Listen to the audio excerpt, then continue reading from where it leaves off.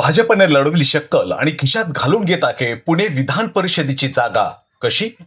जाणून घेऊयात या व्हिडिओमध्ये. तेव्हा हा व्हिडिओ शेवटपर्यंत नक्की पहा.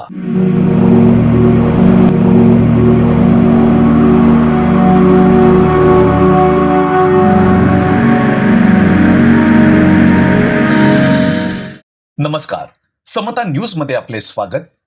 विधान परिषदेच्या निवडणुकांसाठी उमेदवारी अर्ज भरण्याची प्रक्रिया जसजशी जवळ येत आहे तसतशी भाजपा आपले एक एक अस्त्र बाहेर काढायला सुरुवात करीत आहे. भाजपने चरित्र पाहिलं नाही, पक्ष पाहिला नाही आणि राजकारणाची मर्यादा देखील पाळली नाही. हे करीत असताना एखादा उमेदवार, मग त्याचे चारित्र्य कसेही असो, तो कोणत्याही पक्षाचा असो, ते निवडून येण्याच्या क्रायटेरियामध्ये बसणारा असावा किंवा त्याच्या मागे एखादी मतपेढी असावी, तर त्याला भाजपमध्ये घेत असताना कोणतीच मर्यादा पाळली नाही. आणि हे करीत असताना भाजपा आपल्या पक्षाची पाळेमुळे सर्वत्र पसरवित आहे. का? याचे साधे उत्तर म्हणजे संख्याबळ. जर संख्याबळ कमी असेल तर कोणत्याही निर्णयाला विरोध हा होणारच, आणि जर विरोध झाला तर तो निर्णय गुंडाळून टाकावा लागतो. ही लोकशाहीची बेसिक अशी रचना आहे. मग त्या बेसिक असणाऱ्या लोकशाहीची रचनाच बदलून टाकण्यासाठी, कोणत्याही प्रकारे निर्णय आपल्याच बाजूने लागण्यासाठी, आवश्यक असणारे संख्याबळ गाठण्यासाठी मग कशाही तडजोडी करायच्या आणि तो निर्णय आपल्या बाजूने वळवून घ्यायचा, हेच धोरण सध्या भाजपा अवलंबित आहे. याचे उत्तम उदाहरण म्हणजे येऊ घातलेली विधान परिषदेची निवडणूक. भाजपने राष्ट्रवादी पक्षाच्या परंपरागत असणाऱ्या पुणे मतदारसंघावरच आपला हक्क सांगितला आहे, आणि तो सांगत असताना त्याला कारण दिले आहे, ते म्हणजे संख्याबळ.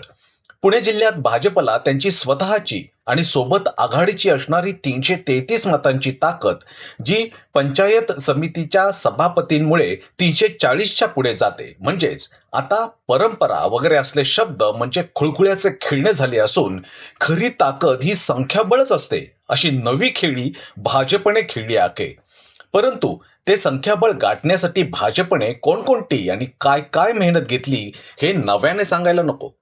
आता फक्त त्या संख्याबळावरच उमेदवारीसाठी विचार केला पाहिजे, अशी जोरदार मागणी पुणे महानगरपालिकेमधील भाजपचे सभागृह नेते गणेश बिडकर यांनी मुख्यमंत्री आणि प्रदेशाध्यक्ष यांच्याकडे केली आहे. आता त्यांचा बोलविता धनी कोण हे सांगायलाच नको. धोरण पक्षाचे आणि मागणी स्थानिक नगरसेवकाच्या तोंडून ही भाजपची रणनीती समजायला जितकी सोपी तितकीच सोडवायला अवघड. राष्ट्रवादी काँग्रेस पक्षाला जर ही जागा पदरात पाडून घ्यायची असेल तर त्या बदल्यात काहीतरी गमवावे लागणार हे नक्की. मग ते जागेच्या बदल्यात जागा नसून जिथे विरोधी बाकावर राष्ट्रवादी आहे तिथे भाजपच्या कोणत्याही निर्णयाला विरोध झाला नाही पाहिजे, अशी देखील तडजोड असू शकते. तेव्हा येणाऱ्या काळात महाराष्ट्राच्या राजकारणात संख्याबळाच्या जोरावर जनतेच्या फायद्याचे नाही तर भाजपच्या फायद्याचे आणखीन कोणकोणते मोठे निर्णय होणार आहेत हे पाहणे औत्सुक्याचे ठरेल. समता न्यूजसाठी मी तुळशीराम गोपाळा. आपण अजूनही समता न्यूज चॅनलला जर सबस्क्राईब केलं नसेल तर लगेचच सबस्क्राईब करा. आणि हो, भाजपच्या या संख्याबळाच्या जोरावर भविष्यात खेळल्या जाणाऱ्या राजकारणावर आणि होणाऱ्या उलथापालथीचा सकस लोकशाहीवर कसा काय परिणाम होणार आहे याबद्दलचे आपले महत्त्वाचे मत कमेंट बॉक्समध्ये नक्की नोंदवा.